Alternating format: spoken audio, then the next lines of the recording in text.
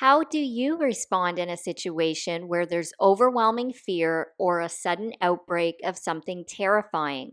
The Lord wants you to know that if you go into a panic, it's sometimes tough for Him to reach you, as you can be disarmed by the enemy the moment you scream in terror. Holiness really can't panic. It makes every attempt to hear what the Lord is saying in that moment and reacts in grace by love. It is actually possible to respond in these situations without being horrified. Psalm 91, verses 5 to 7.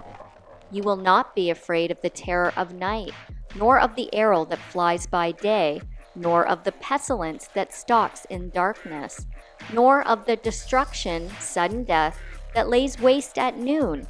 1,000 may fall at your side, and 10,000 at your right hand, but danger will not come near you. Deuteronomy 31, verse 6. Be strong and courageous.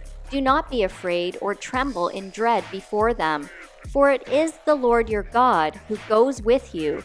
He will not fail you or abandon you. Proverbs 3, verses 25 and 26. Do not be afraid of sudden fear, nor of the storm of the wicked when it comes, since you will be blameless. For the Lord will be your confidence, firm and strong, and will keep your foot from being caught in a trap. The idea is to force God's way in the midst of evil.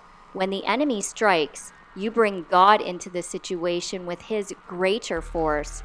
If His people are paralyzed by fear, then they will be unable to operate and forge into the darkness and annihilate the enemy. Satan knows anything laced with horror, terror, and strife causes major interruptions against Jesus Christ and His ways. Jeremiah 20, verse 11. But the Lord stands beside me like a great warrior. Before Him my persecutors will stumble. They cannot defeat me. They will fail and be thoroughly humiliated. Their dishonor will never be forgotten. Judges 6, verses 15 and 16. But Gideon said to him, Please, Lord, how am I to rescue Israel? Behold, my family is the least significant in Manasseh, and I am the youngest, smallest in my father's house.